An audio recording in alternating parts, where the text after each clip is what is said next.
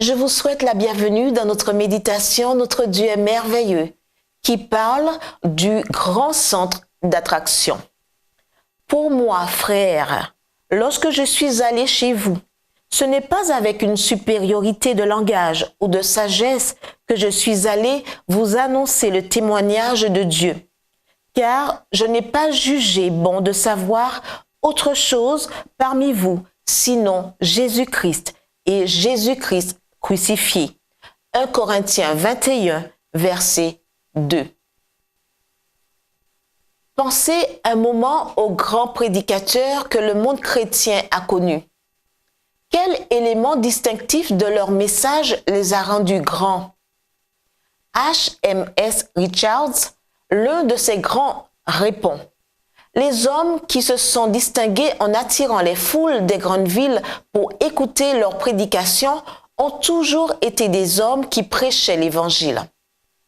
Comme exemple illustrant ce point de vue, le pasteur Richards cite Charles H. Spurgeon, l'homme que, durant plus de 30 ans, des milliers de personnes ont écouté prêcher semaine après semaine dans le grand tabernacle de Londres. Quel facteur en particulier a fait qu'une petite congrégation qui réunissait difficilement 200 âmes sont parvenues avec les années à en réunir des milliers à chaque service, même le jeudi soir? Quand on demande à Spurgeon ce qu'il avait fait pour que tant de gens écoutent ses sermons, sa réponse fut on ne peut plus éloquente. Moi, ce que je fais, dit-il, c'est prêcher l'Évangile. Ce sont mes paroissiens qui amènent d'autres personnes. Ils sortent et disent aux gens, venez écouter quelqu'un qui prêche l'Évangile. Qu'y a-t-il dans l'Évangile qui attire avec tant de force des hommes et des femmes de tous âges, de toute race et classe sociale? C'est le Christ. Non pas le Christ réformateur ou révolutionnaire que certains aiment présenter, ni même le maître ou le moraliste.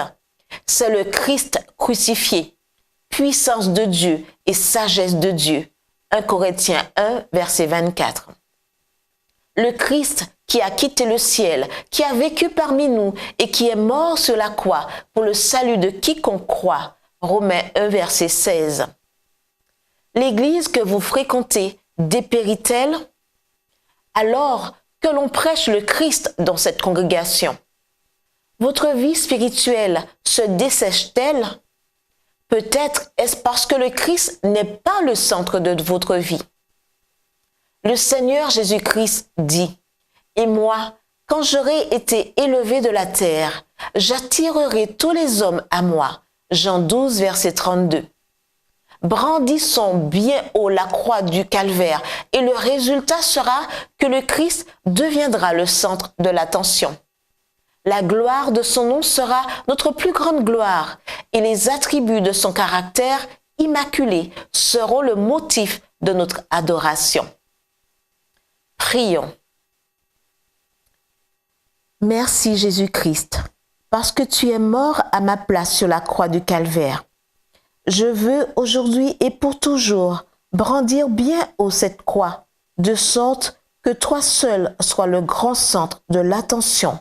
Au nom de Jésus. Amen.